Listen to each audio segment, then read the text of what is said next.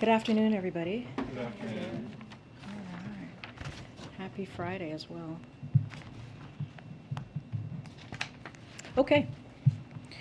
So the Inflation Reduction Act goes squarely at many of the biggest costs Americans face, like energy and healthcare, giving families vital breathing room while building on the unprecedented deficit reduction we have achieved with over $300 billion in savings for taxpayers that a host of economists confirm will fight inflation. Larry Summers, who has been critical of some of our policies, is one of them. He said, quote, "It's fair to call it the Inflation Reduction Act because it's directly fighting the rate of inflation." Other experts like Jason Furman and the Committee for a Responsible Federal Budget has said the same. Jason Furman said, "The Inflation Reduction Act is what the country needs right now, helping to address one of our biggest long-run challenges, climate change, for example, while making progress on our biggest short-run challenge, inflation, while protecting the most vulnerable." And Maya McGinnis, president of the Committee for a Responsible Budget, "Almost every one of these policies in of itself will fight inflation, and on net, the entire package most certainly will."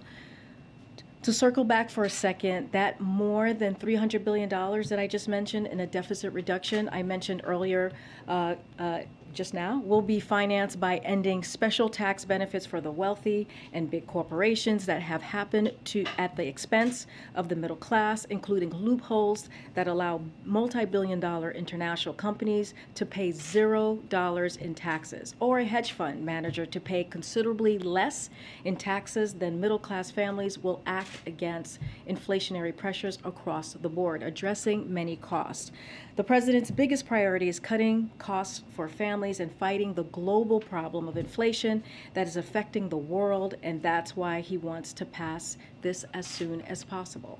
And while Democrats have a concrete plan to take on cost, congressional Republicans don't, and they are so strongly opposed to ending welfare for big pharma, cutting energy costs, and cutting the deficit that they aren't just uniformly opposed to this bill, but most House Republicans even voted against yesterday's competitiveness bill that the Chinese government wanted to kill. They even blocked legislation to help veterans exposed to toxic chemicals in service of their country. The last thing I want to talk about is the Kentucky flooding that we have seen, that all of us have seen these past day or two. And just to give you a little bit of an update, the White House is continuing to closely monitor the devastating flooding in eastern Kentucky, and President Biden is receiving updates very regularly. Our hearts break for the families of those who have lost their lives or are missing, and to all those who have been impacted. The president reached out to Governor Beshear, as some of you may have already heard, last night, and left him a voicemail offering the support of the federal government, and I expect they will speak at some point today. He also called Senator McConnell this morning to offer support. This morning, the president approved the governor's request for an expedited major disaster declaration and ordered federal aid to supplement state and local recovery efforts. FEMA Administrator Criswell is also on the ground today to tour flood damaged areas of the state with Governor Beshear and state and local officials. Search and rescue efforts are ongoing with more than 20 search and rescue teams on the ground. FEMA has deployed rescue personnel to assist with those efforts, and they have dispatched an incident management assistant team and staff to the State Emergency Operations Center. We will continue to monitor the situation closely as damage assessments occur. Unfortunately, Kentucky is no stranger to catastrophic climate events, and the federal government will continue to provide assistance. Lastly, and separately, I want to make sure you all saw the series of announcements we made yesterday on the federal government's efforts to address the growing wildfire threats, which are driven in part by climate crisis, which have exacerbated historic drought conditions. Homeland Security Advisor Liz Sherrod-Randall and Secretary of Energy Jennifer Granholm convened a meeting yesterday with CEOs from the American electricity sector and senior leaders from across government to discuss how how we can protect our communities from the accelerating threat of devastating wildfires, which is being exacerbated again by the climate crisis. We sent out a readout of this meeting early this morning. With that, Darlene, you want to kick us off? Thank you. On the veterans legislation that was blocked in the Senate, does the White House see what happened with that bill as a small hiccup, a small bump in the road, or do you see that as something more serious? So I'll say this, and I kind of said it in the opening just now. You know, we are on the verge. The president and congressional Democrats or Democrats in Congress are on the verge of passing this really critical, important piece of legislation that's going to help middle-class families, and that is the Inflation Reduction Act. And so that is critical, that is important, and that will help lower costs on pharmaceutical drugs. That is going to lower costs when it comes to energy costs as well, and reducing the deficit. And what congressional Republicans have done and what they have offered a plan that's going to increase taxes on 75 million Americans and sunset Medicare and Medicaid. And the way that we see it is we have a plan. We have a plan to fight inflation. We are ready to help middle-class families, and Republicans are opposing that. They're opposing that because of false rage. They're opposing that because they are angry about, I don't know, a procedure on the House that we can't even speak to. And here's the thing: we are talking about veterans. We are talking about our veterans who have fought for this country.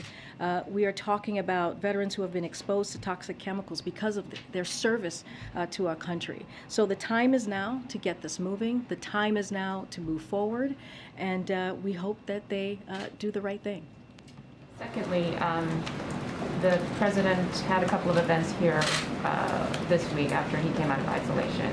Can you give us a sense of how soon you anticipate him having an event away from the White House, maybe taking a day trip, and also are you tracking him signing the CHIPS bill next week? So I believe the bill is currently going through the enrollment process, right? So that's happening, I believe, today, and so we'll probably have more on the CHIPS signing of the CHIPS Act early next week. I don't have anything for you at this time. And as you know, I think someone asked me this question yesterday about when is he going to get out there. And if you know Joe Biden, if you have followed this president, and I know you have, Darlene, for many, many years, you know that one of his favorite places to be is to be out there talking directly and engaging with everyday Americans. And so as soon as we have something to share with on his schedule, we will surely be able to do. We'll surely be doing that, so you guys all know when he's going back out, which he's excited to do, looking forward to do. Go ahead. Thanks, Thanks, Karine. A number of Ukrainian POWs have been killed and injured in a shelling of a detention facility in Donbass. Both Russia and Ukraine are accusing the other side of doing the shelling. Do you have any intel on what happened or any more detail? So we've seen those reportings. It's not something that we can speak to from here, but just not something that we're going to comment about. But we have seen the reportings. Okay. But no sense of who's responsible? Yeah, we're just not going to speak to that at this time. Okay. And on one other topic, you opened with a statement about the reconciliation bill, to use that word. Do you have any concern, does the White House have any concern that passage of that bill, which of course would be a huge victory for the president, may prevent or may lead to some Republicans not supporting other bills such as the gay marriage bill or others that they might have been inclined to support? So we like to call it the Inflation Reduction Act. I'm aware. I mean, that's the name of the bill. And because it does fight inflation, that's what many experts say. But no, you ask really good questions. Look, I said this, I was trying to get to that with Darlene's question about the importance of the Inflation Reduction Act and how it is going to help middle-class family, how it's going to lower cost. And this is a plan. When we talk about having a plan for inflation, this is the plan that Democrats have. This is a plan that that the president has. And it's going to have a real effect when you think about healthcare, when you think about energy costs, when you think about pharmaceutical drugs, you think about our grandparents, or the seniors who are thinking every day how they're going to pay for their pharmaceutical drugs. This is a way to do that. And for the fact that Republicans are turning away from this, it's shameful, actually. But when it comes to marriage equality, we know that this president, this is not a secret, this president has been a leader of marriage equality. He has been out front, ahead of so many other members of Congress when he was a senator, and over just the past couple of years. So this is that act he supports. We put out a SAP last week, and we're going to continue to have those conversations with congressional members and members of Congress to make sure that moves forward. Ms. Karine, first I wanted to ask for a status update, if you have one, on the updated COVID vaccines. Does the administration have even a rough timeline on when they will be rolled out? And then just generally, is the idea that certain people, maybe people with health conditions, older people, perhaps they would be prioritized first, or would it be sort of a free-for-all as soon as they're available? So just so folks know, and I'm sure you guys are all tracking this, HHS today announced an agreement to purchase 66 million doses of Moderna's bivalent COVID-19 vaccine boosters, candidate for potential use in the fall and winter. This contract announced follows a recommendation by the FDA last month that vaccine manufacturers update their existing COVID-19 vaccines to create a bivalent booster and can target BA4 and BA5. Omicron subvariants, as we know, is very transmissible. But today's purchase is in addition to, just so folks know, to the 105 million COVID-19 vaccine boosters doses the U.S. government purchased recently from the Pfizer for potential use later this year, pending FDA authorization and a recommended by CDC. Pending those FDA and CDC actions, HHS would receive the first deliveries of the Moderna and Pfizer vaccine boosters doses in early fall. So decisions about the shots and all the experts' review and the science data, that's going to be something that FDA and CDC does. We just don't have anything currently right now to share. Once we have more of what the plan looks like and the allocations, we certainly will share that. And then just have one more following Secretary Blinken's conversation with Sergei Lavrov today. Is the White House currently open to President Biden directly having a conversation with Vladimir Putin to try to make progress on the U.S.'s offer to get Brittany Griner and Paul Whelan out of Russia? I know at various points in the past there were suggestions, right now may not be the right time, just given everything that's going on in Ukraine. Just wanted an update on that. So Secretary Blinken thought it was important to make clear where we and our global partners stand on several key issues. Clearly, Brittany Griner and Paul Whelan was part of that. He reiterated our substantial proposal, which you heard from Secretary Blinken yesterday, which is on the table. And he spoke about the importance of Russia allowing ships to depart Odessa and to adhere to their grain deal. So that was a conversation that they had today. He also emphasized how Russia's plan to annex parts of Ukraine by force, which we warned about from here at the podium, would be a gross violation of the UN Charter, and we would not allow it to go unchallenged or unpunished. You heard him say, so those of you who listened in today, that we are under no illusions that Moscow is prepared to engage meaningfully and constructively yet. So Secretary Blinken made clear this was not about a return to business as usual. So we are, again, under no illusions. As far as a call or plans for calls, we do not have a plan for the president to call President Putin. At this point, is it on the table, off the table? I know that there's nothing for you to announce. But No, it's not even there's nothing for me to announce. We do not have a plan for that at this time.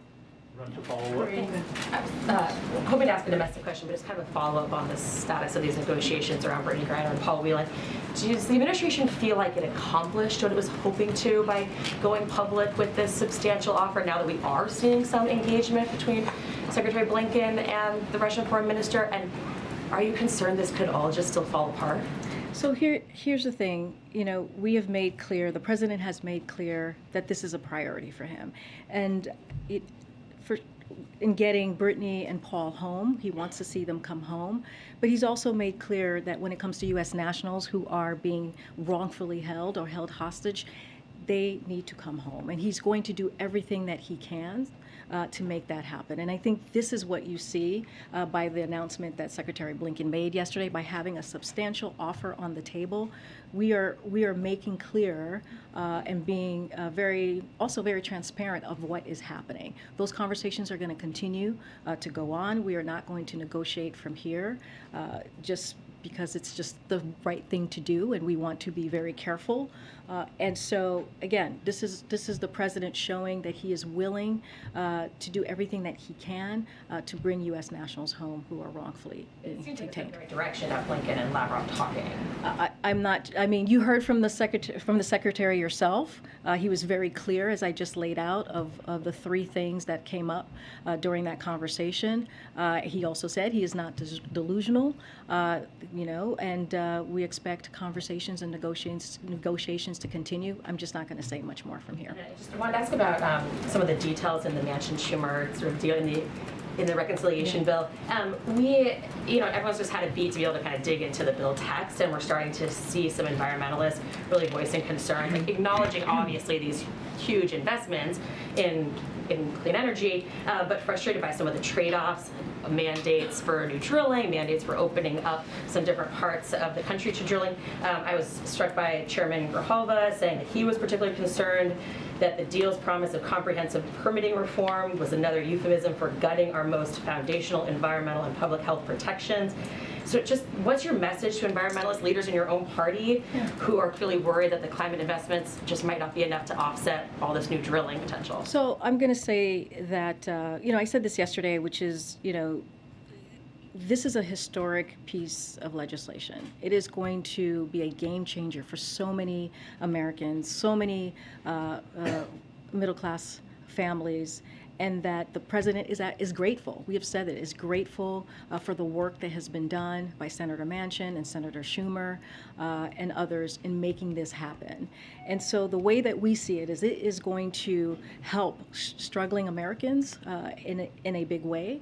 When you think about lowering costs, we've been talking about what are we going to do with inflation. This is one of those things, right? This is going to help Medicare actually be able to negotiate to lower this cost. This is going to lower energy costs. This is the biggest investment that we have ever seen in U.S. history when it comes to fighting climate change. So this is a big deal. This is incredibly important. But we also see this as a down payment on what the president talked about in 2019.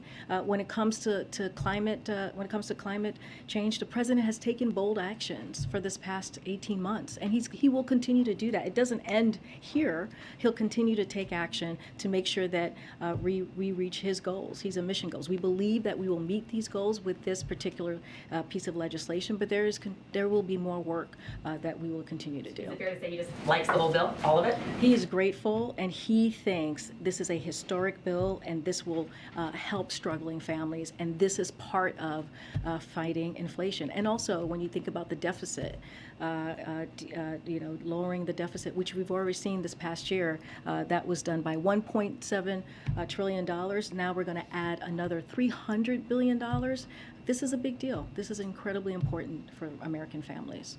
Go ahead, Caitlin. On that note, because it's a priority for the president to pass this bill, has he or does he have plans to talk to Kirsten Sinema, who has not yet said whether she'll support it? I'm not going to read out any calls or potential calls with other elections. Working behind the scenes to talk to lawmakers, get them on board, especially those who might be reluctant to support So it. the president has regular conversations with members of Congress. His team, as we have said, have been communicating with the senators on this bill. offering any technical assistance or any guidance that they might need from us, but I don't have anything to read out on a potential call. Okay. And then, given how difficult it is to get all 50 Democrats onto anything these days, and how difficult it is to get bipartisan support for anything these days, when it comes to legislation to tackle inflation, and given that this bill doesn't address, rising home costs and rent and food and gas and those kinds of things, does the president think that this is kind of it? This is what he can get legislatively from this Congress when it comes to tackling inflation? You're talking about just in general, or you're talking about? Yeah, I mean, given that this is called the Inflation Reduction Act, and there are still lots of elements of inflation that are not tackled by this bill, and how, tenuous support is for it, given that not all Democrats have signed on. So, does he think that the legislation, that's kind of it in terms of what this Congress can do? So I just want to be really clear here. This choice is not between this and a better deal. It's between this or walking away about things that we really care about when it comes to Democrats. Issues that we really care about. Lowering prescription drugs, lowering energy costs, continuing to decrease the deficit. All are things that Democrats care about. This is a big deal. This is a historic piece of legislation.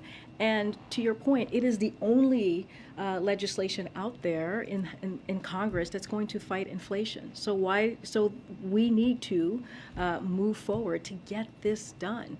And so that is the message that we are going to put forth. This is our chance to really start to lower inflation. And the things that this bill does are not small. These are really big, important items.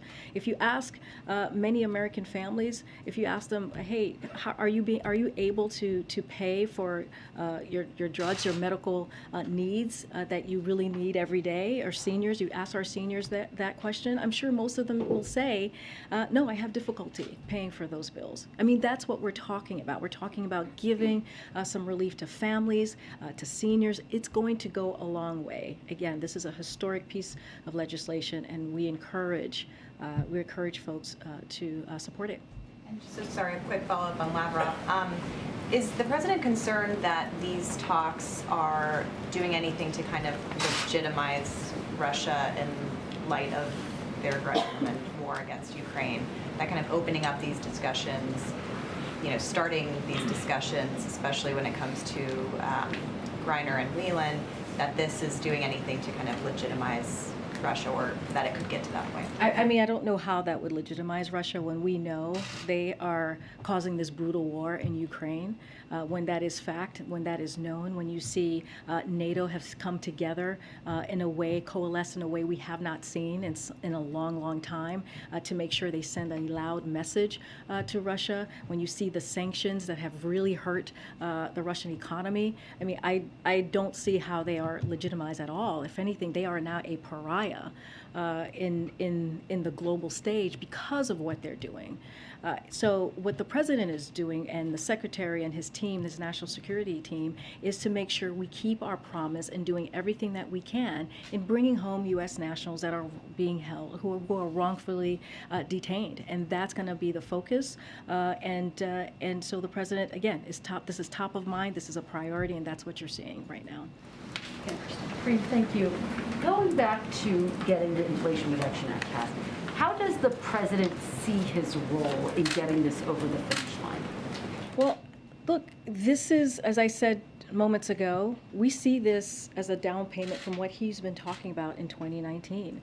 The president has been very vocal about how he sees dealing with inflation, right? Dealing with high costs. You have seen him the past several months talking about pharmaceutical drugs, and in particular insulin, and how expensive that is for families. You've heard him talk about how families are paying 2 times, 3 times more than families across in other countries.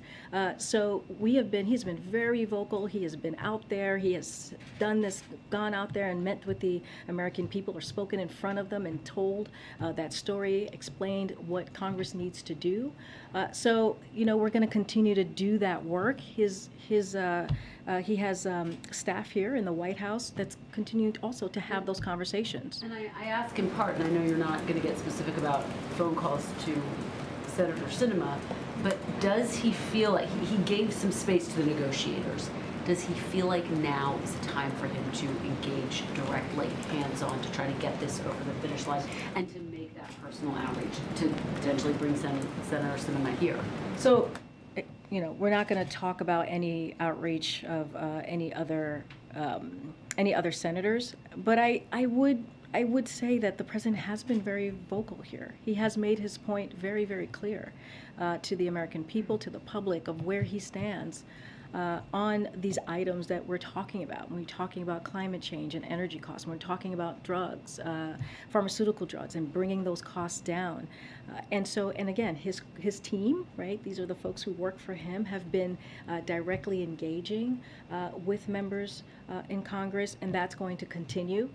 And so, again, he has been very vocal, and he'll continue to do that. There's a new polling out by the New York Times, but other news outlets as well, that shows the majority of Democrats don't want President Biden to run again in 2024. The latest New York Times polling has 26% who say they do want him to run.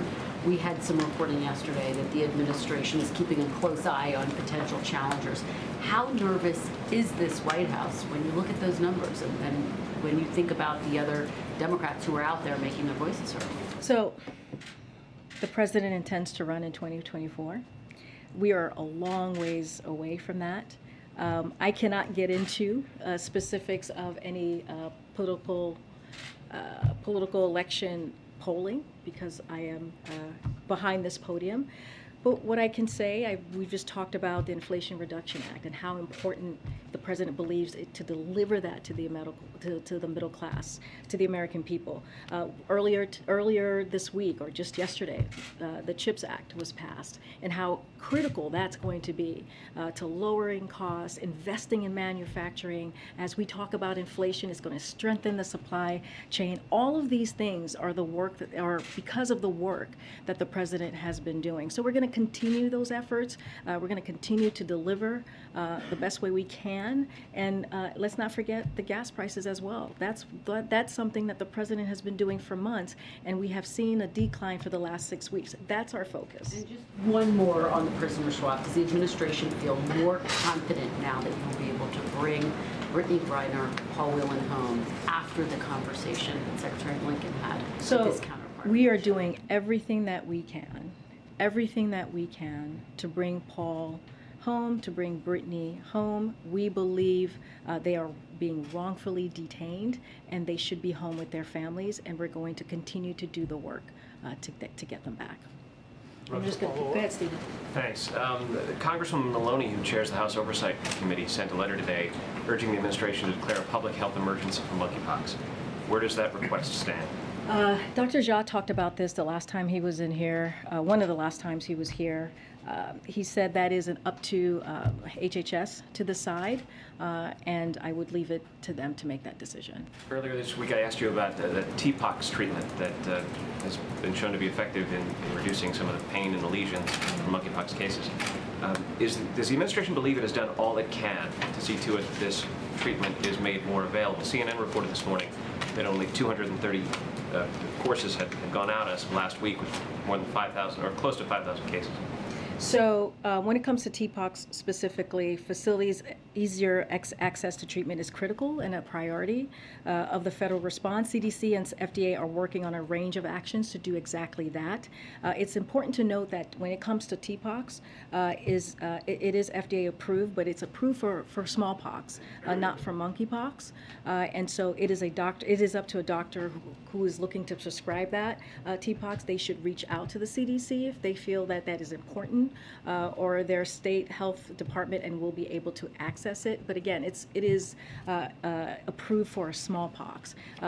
I do want to say that yesterday, the HHS announced plans to allocate an additional 786,000 doses of Genos vaccines to combat monkeypox, making the total doses of vaccine available in the United States to over 1.1 million doses. So HHS will allow jurisdictions to order doses starting today, and we'll ship them soon after. So that is important, as well as testing that we have talked about, upping that, so people know what, if they know how to proceed, or if they have monkeypox, and also to make sure that people are educated. That is also something that HHS is doing, and these are going to go to at-risk populations. So we're talking about 1.1 million doses.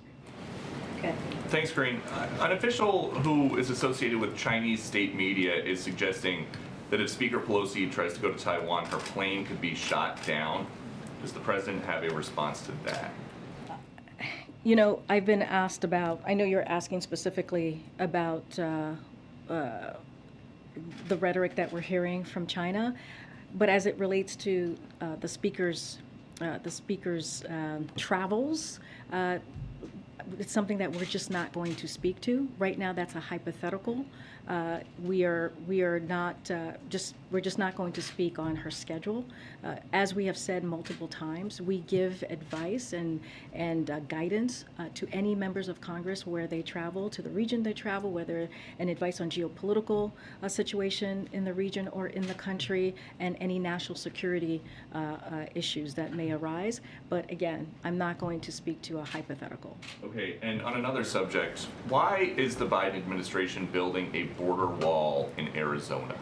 So we are not finishing the wall. We are cleaning up the mess the prior administration left behind in their failed attempt to build a wall. And I just want to be very, very clear here. On day one, we returned the money, the $8 billion the prior administration took from our military. We gave that back to the military, for military families, for schools, for bases. That's what that money was being used. That's what it was taken away from. And so again, what we're doing is cleaning up the mess that the prior administration has done. But President Biden, when he was a candidate, said, there will not be another foot of wall constructed in my administration. Yeah. So what changed? We are not finishing the wall. If walls work in that part of Arizona, is this the administration trying to get migrants to cross somewhere else, like in Texas? What is the plan? We are not finishing a wall. We are cleaning up the mess that the prior administration made. We are trying to save lives. This is what the prior administration left behind that we are now cleaning up. By finishing the wall, is this We are not finishing the wall. by filling in, finishing? We are not finishing the wall. By filling in, is this racist? Because in 2019, when the former guy was proposing a wall, you said that it was his racist wall. So how is this any different? I'm just having a hard time understanding how this is any different. I'm not even sure how you get to your first question, to this question that you just asked me. I will say this: a What's border the wall. difference? I'm answering your question.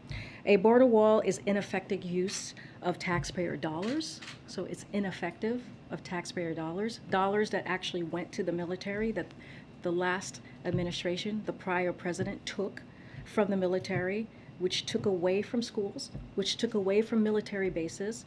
That's what that money that he pulled away from to build this wall that he wanted, that is ineffective, by the way, which I just said. Just recently, CBP reported that new bollard fencing along the southwest border was breached 3,272 times between fiscal year of 2019 and 2021, requiring $2.6 million in repairs. It's ineffective. We are not finishing a wall. We are cleaning up the mess that the last administration made. Okay. Good. Good. Thank you, Karine. I have a couple of questions, one on Argentina and another one on Mexico. On Argentina, I would like to know where the president's schedule stands in terms of meeting with the Argentinian president. So as you know, consistent with the White House protocol for positive COVID cases, President Biden worked in isolation for 5 days after testing negative. As a result, the planned, to what you're asking me, a visit by President of Argentina has been postponed until a later date. And when we have a new date to share, we will share that. But there's no any idea whether that's going to happen in August or September? We will share a date once we have it. All right, and on Mexico. Since Mexico's President López Obrador was here recently and met with President Biden, I would like to know the role the White House played in the request of extradition of Mexican drug trafficker Rafael Caro Quintero, if any. And since the request for immediate extradition seems not to be that immediate these days, is the White House in touch with Mexico at all, or the presidency of Mexico in order to expedite this process? So that is a law enforcement matter, so I would have to refer you to Department of Justice. I guess my question was whether President Biden touched on this matter when President López Obrador was here at the White House, and if the White House played any role, that's the NSC or the president himself, on this matter. When it comes to a law enforcement matter, that is with the DOJ, Department of Justice. That is not something that we would deal with here. Go ahead, Jenny, I'm gonna come back down. Thanks. Quickly to go back to the Inflation Reduction Act, there's a projection out from the Penn-Wharton budget model today that found low confidence that the legislation will have any impact on inflation, and even projected a small inflation increase in the first 2 years. I know this is just one model, but it actually is one that Senator Manchin has leaned on before to guide his support or opposition to previous pieces of legislation. So I'm just curious if there's any concern in the White House that with this new data coming out that Manchin could reconsider his support for the current bill, or do you think you're rock solid? And how this squares. I know you cite other economists. You cited Jason Furman and Larry Summers, but I'm just curious how this squares with what we're seeing today. So there's also, Joseph Stiglitz said in a statement, the compromise agreed to under the rubrics of the Inflation Reduction of 2022 is far more than just an act addressing inflation, although it does that in several ways. It simultaneously addresses several key and long-standing problems facing our economy and society. First, on inflation, there is a simmering debate on the cause of inflation, but whatever side one takes in that debate, this bill is a step forward. And that's how we see it as well. For those worried about excessive demand, there is more than $300 billion in deficit reduction. That is also very important as we talk about fighting inflation. That $300 billion deficit reduction on top of the $1.7 billion deficit that we saw last year is critical, and it will help fight inflation. Karine? Okay. I just wanted to come back to monkeypox really quick. With San Francisco declaring it a public health emergency, New York State getting there as well. Why does it seem that there's a delay, and is there any concern that the administration is moving too slowly on this to declare it a public health emergency? You declared an emergency. Again, that's going to be with HHS. But look, the way, and I talked about this earlier, when I believe the first cases was in mid-May, and in June we put together a comprehensive approach on dealing with monkeypox.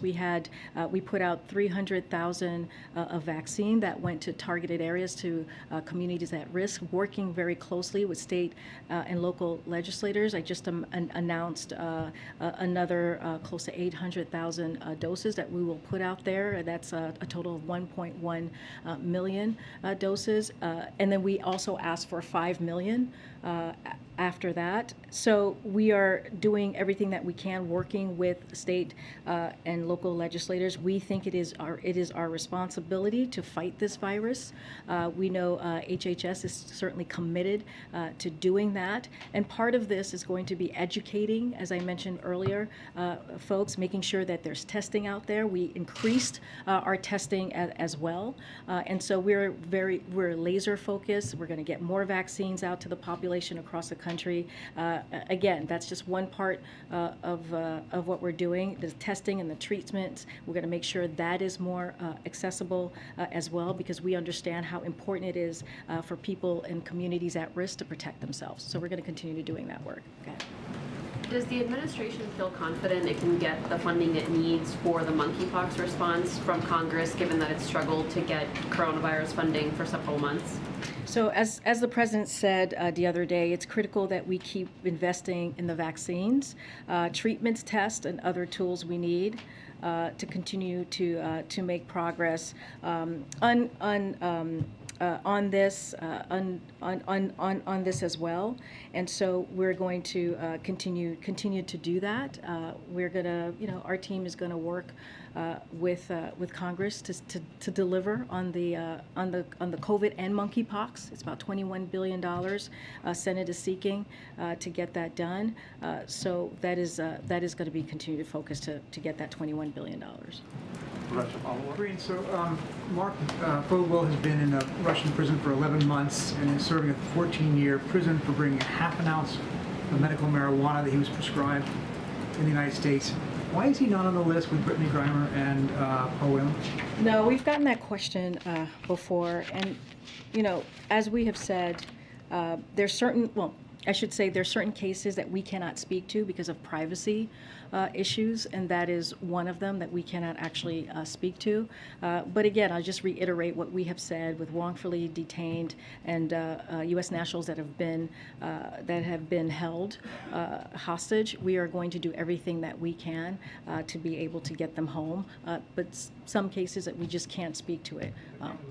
You to speak to it, though. They're anxious and I'm concerned that they're not on the same list as the other two Americans with some similarities in their situations.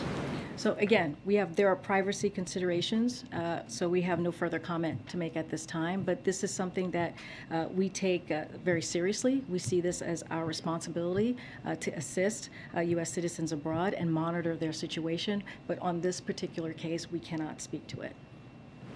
I wanted to ask about two provisions in the HHS appropriations bill that Senate Democrats put out this week.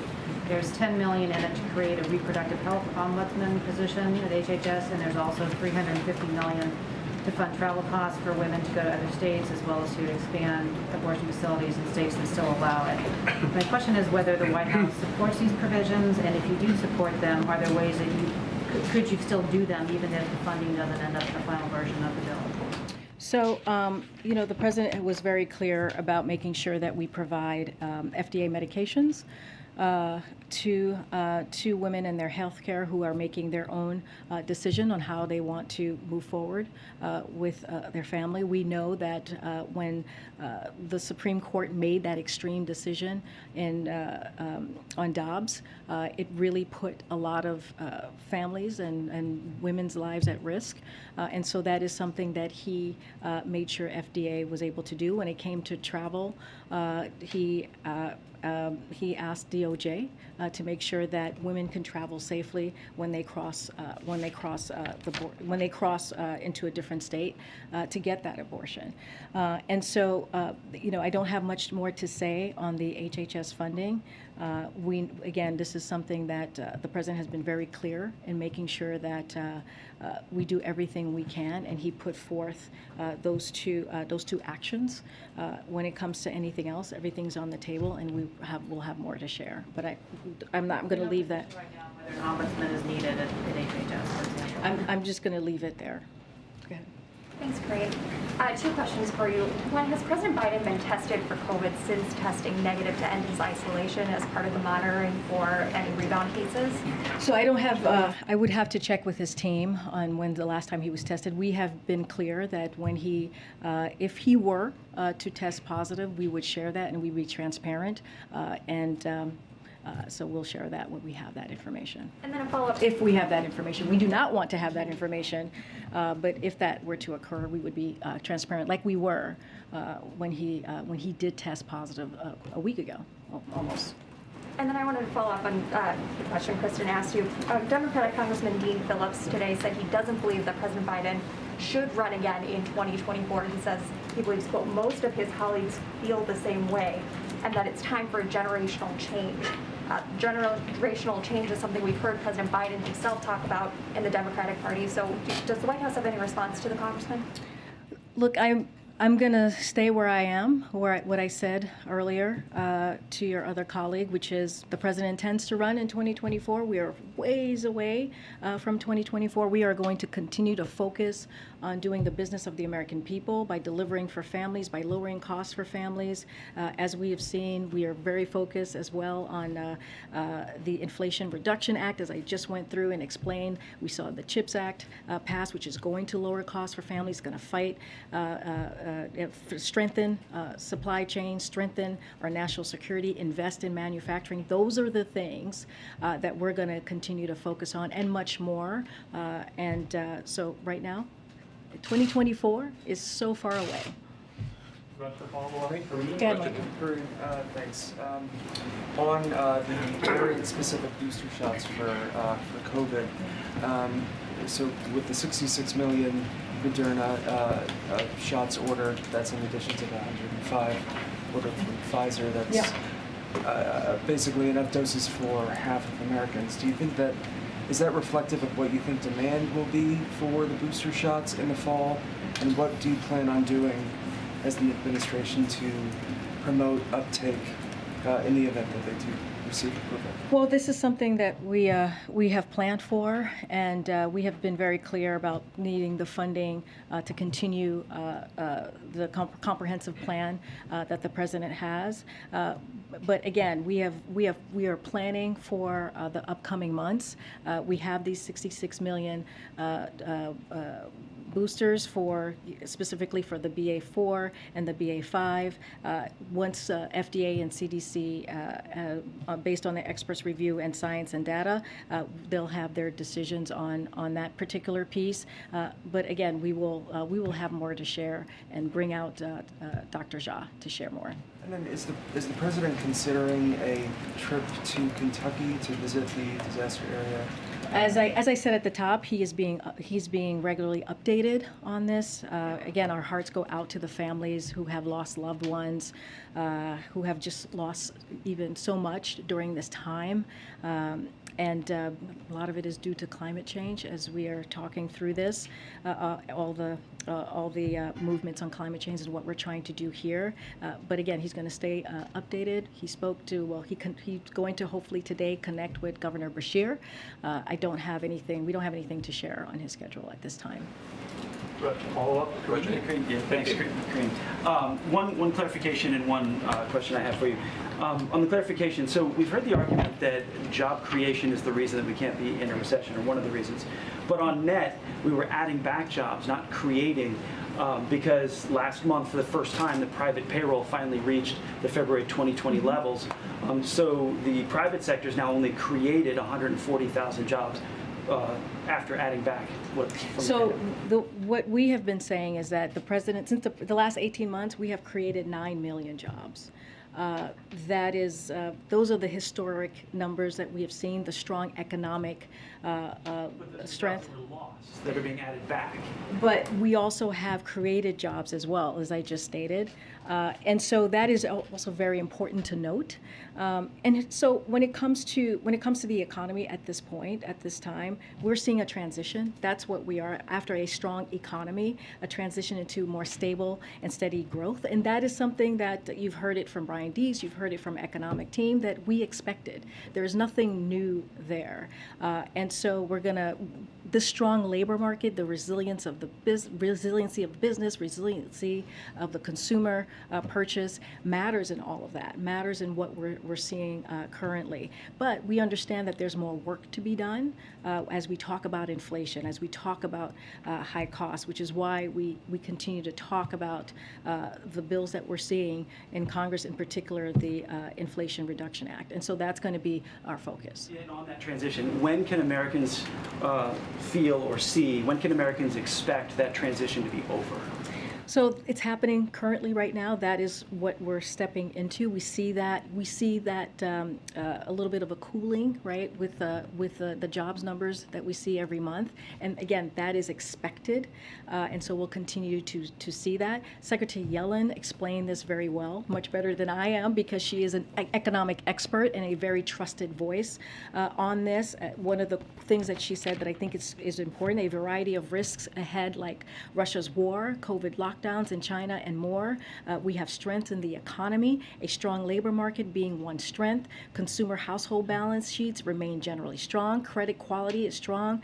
You do not see some significant increase in business bankruptcies, which is important. And so these are the things that she highlighted yesterday that speaks to a lot of what we're talking about when we talk about strong labor market and where the economy, the state of the economy is currently at this time. One more quick one, if I could, just off topic a little bit. What's the difference between Texas busing migrants to D.C. and the federal government flying migrants to, say, New York in the middle of the night in other cities? It's very different because we're not doing it as using migrants as a political pawn. Go ahead. I have two quick questions on Russia and Ukraine, and another one on Nicaragua. So there's been a lot of movement in Congress about designating Russia as a state sponsor of terrorism. There's a Senate resolution, as you know. There's a House bill that was just introduced. So my question is, does the president support legislation to officially designate Russia as a state sponsor of terrorism, or does he believe that to be an executive purview? And if so, what are his criteria? So basically, it's a determination. This requires a determination by the Department of State on specific criteria in congressional statute. So we're looking into it along with a range of other proposals to impose further cost on Russia. So that's how it's determined. But for some context, when it comes to export controls, which we have aligned on with 30 plus partners, to multilateral sanctions with over 30 countries across 4 continents, to curtailment of international assistance and foreign aid, the costs that we have imposed are in line with some of the consequences of an SST designation. Our unprecedented sanctions are having a drastic impact on Russia. Russia's stock market has lost 1/3 of its value. Inflation is rising up to 20% in Russia. Russia's imports of goods from around the world could fall by 40%. It was reported that due to the enormous pressure of the U.S. and over 30 partners around the world, Russia defaulted for the first time in more than a century. So that is what, when I say Russia is becoming a pariah, with the question that I was asked, if we are lifting up Russia, not at all. They are, their economy is suffering, and it's because of what they are doing in Ukraine, the war, the brutal war that they are imposing on Ukraine. Can you confirm and/or comment on Ukrainians reportedly being mistreated in infiltration camps set up by Russia, and provide a reaction to that? Well, I have not seen those reports, so can't comment from here at the podium. But look, this is a brutal war that Russia has created in Ukraine because they don't want Ukraine to be a democracy, because they don't want Ukraine to be a sovereign territory. That is what Russia is doing. This is not Ukraine. This is Russia causing this war, which is causing also global challenges around the world. So this can end. This can end today if President Putin says so. This could end today.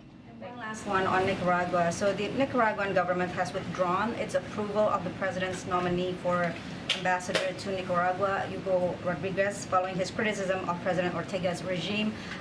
What is the president going to plan on next? So I need to check back with our team on that particular question. I'll take one last one. Go ahead. On monkeypox, as I'm sure you know, advocates and medical professionals have expressed concern about the public framing of monkeypox and that it could stigmatize the LGBTQ plus community. I've also spoken to advocates that have said that monkeypox, the name itself, is stigmatizing because of its association with Africa and the history of apes and monkeys being compared, black people being compared to monkeys and apes. The World Health Organization had a meeting about potentially changing the name of monkeypox. Advocates would like to call it MPV using the acronym. Is that something that has been discussed at all at the administration? Would they support that position? We understand, and I know so many other communities understand how a name of a virus can really cause harm to that community, and that is something that we have seen, right? This last couple of years specifically, even when you look at COVID and the different variants, and so that is something that is important to note and to speak to. I do not know of any conversations that is currently happening internally about that. Clearly, that is not something we decide on.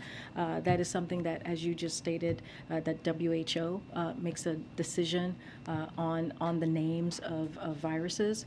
So I would leave that to them and would refer you to them. Loans. Yesterday, about 100 members of Congress, including Senator Schumer, Booker, and Warren, called on President Biden to extend payments on the pause on payments. I know the administration has been kind of unwilling to say whether or not a decision has been made or if they're still deliberating, but I do wonder, given the recent economic reports, and to what extent inflation is weighing on that decision or deliberation.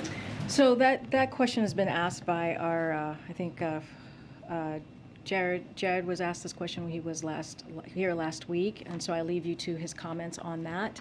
I believe Brian was asked that question actually just this week, so I refer you to his comments on that. I don't think, well, what I want to say is that it is a decision that the president takes very seriously. He understands the burden that student loans has on families, and so he wants to make sure he is making a decision that is thoughtful. And he was just asked this question last week, which was the last time that we saw him out there on the road, which is when he was in Somerset, Massachusetts, and he said by the end of August. So that's what I would expect, by August 31st. Thank you, everybody. Thanks, Karine.